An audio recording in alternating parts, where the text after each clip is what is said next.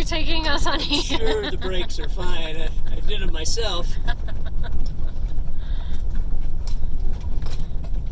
Take the next left onto Parroquia, then turn right onto Hospicio.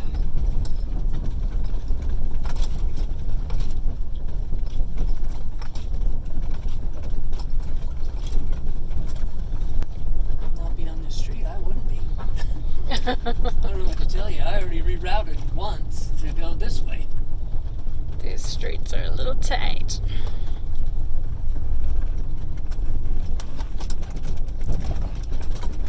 We could have missed. There's people riding horses. Yeah. Where am I supposed to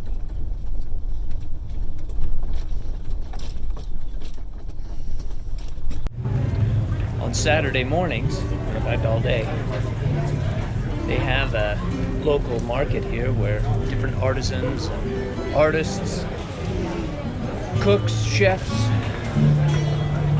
gardeners can come and sell their wares. It's a lot of fun.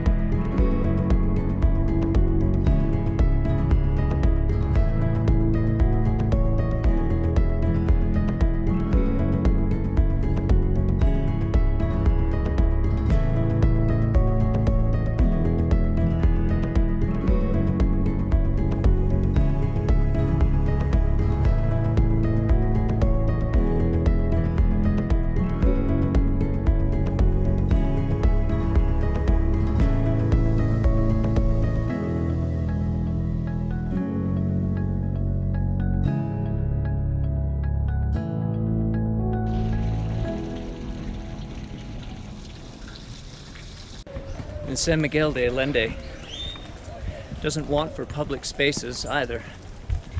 We've got this beautiful park right in the historic heart of the city, where locals and tourists alike all come here to pick up a game of basketball, sit in the shade, play a game of chess, a game of Scrabble. And on the livability index, parks like this do a lot for a city. Carrie wanted to make sure that we pointed out who wears the pants in our family. One thing that should be advised here, be thin. And not just your person, but your car as well. Because the cobblestone roads here, they're not made for big fat vehicles.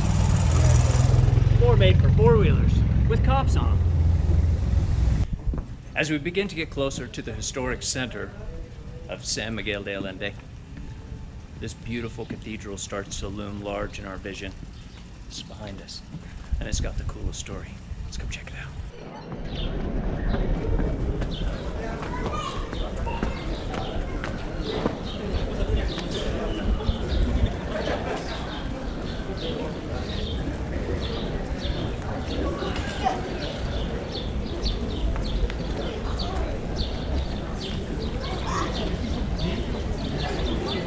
Behind me, the second most photographed church in Mexico.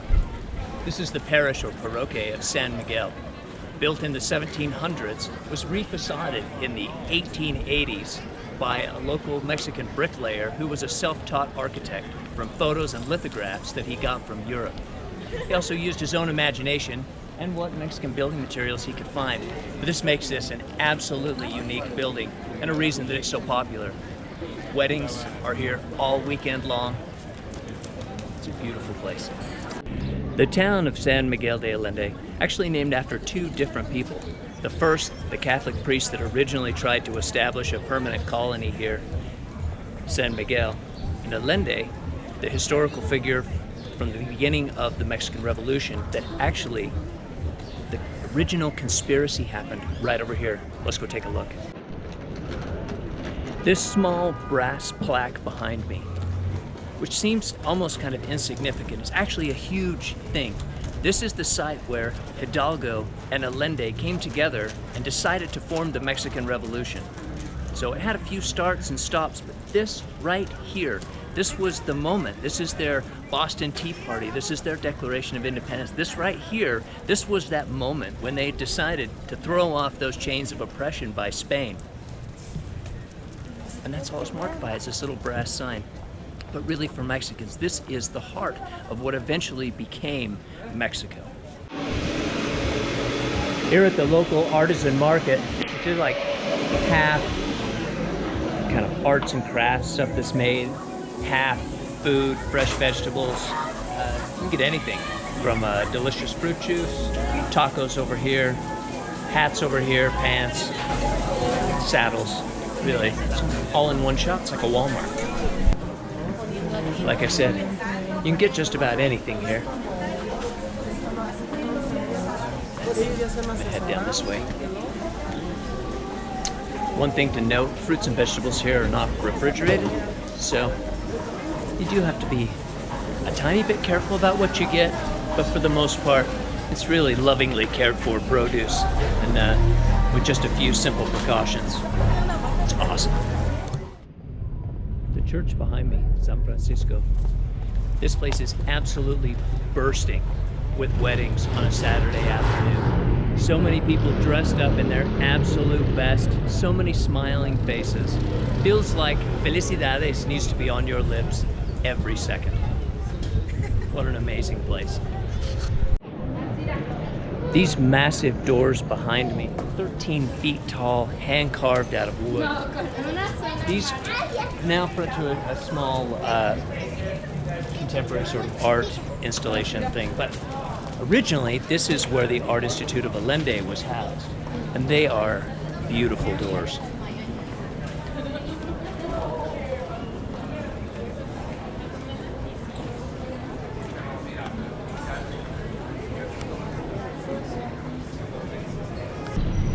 And it turned out, in fact, to be the Art Institute of Allende, which is this behind me. There was the salvation for the city in the 40s and 50s when GIs that came back from World War II were able to spend their GI bill outside the country. This place offered tuition for artists, and it created this sort of bohemian society. Artists and free thinkers, writers, musicians congregated in this place, made it awesome, and everybody else wanted to come here. So what has that meant? Well, in 2020, it's led to multi-million-dollar condos, Irish pubs, Domino's Pizza, and all the other things that sort of come along with an over-commercialization of a place once it's become too popular. But if you search and you look hard, this city has so many amazing things that it's absolutely worth putting up the hordes of American tourists to see the best part of San Miguel de Allende. Come and visit. Uncle Ron says it's a must. Carrie and I are out today enjoying a wonderful walk through the Jardín Indigeno, the indigenous garden here just outside San Miguel de Allende. And it is a fantastic voyage through plants that want to kill us. Cacti everywhere. I don't know why the desert can't come up with some nice soft plants, but they are nonetheless beautiful, exotic, and had a great time, although we're going through our water at a quick pace because you just feel desiccated at all times out here. But if you get a chance, highly recommend taking a cab ride to the entrance. Yeah, it's pretty steep. Yeah. No, don't try and take a picture. Just, there you go. Or just stand there and look pretty. So after a hot day of stomping around the Jardín Indigeno, We stopped in here at the artisan market that we were at the other day. This time we're at the food booths. Today we're getting torta milanesa de res, torta milanesa de pollo, which is basically like a chicken and a beef sandwich milanese.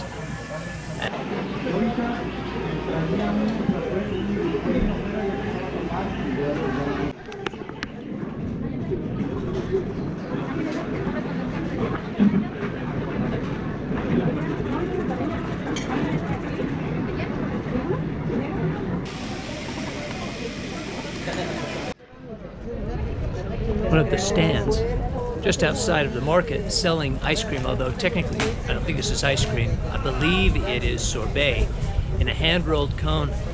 But it's not just sorbet, it's mango, but it also must have chili powder in it because there's like a heat at the back of the mouth after you eat some of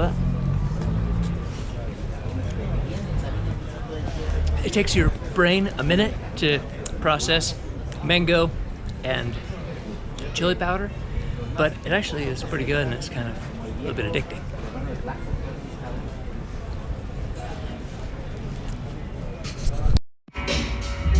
So this is how you typically get limes in Mexico. They're sort of sliced off of the edge. But the best part about this, with this slicing, is that the juice tends to run a little more directly down. This is a bad example. But it's still easier to point the juice into your beer. So again, Carrie and I are out suffering. These are the hot springs at Escondido Place, just outside of San Miguel.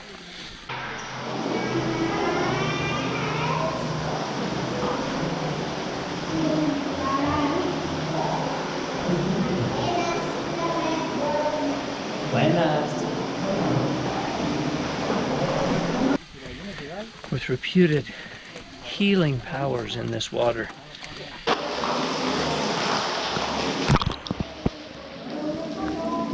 Good time was had by all.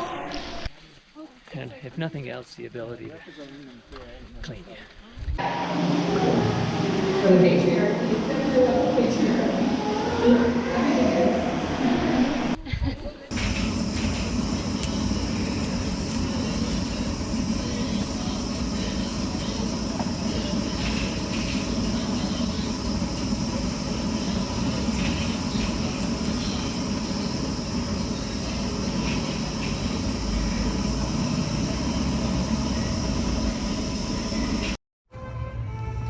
San Miguel.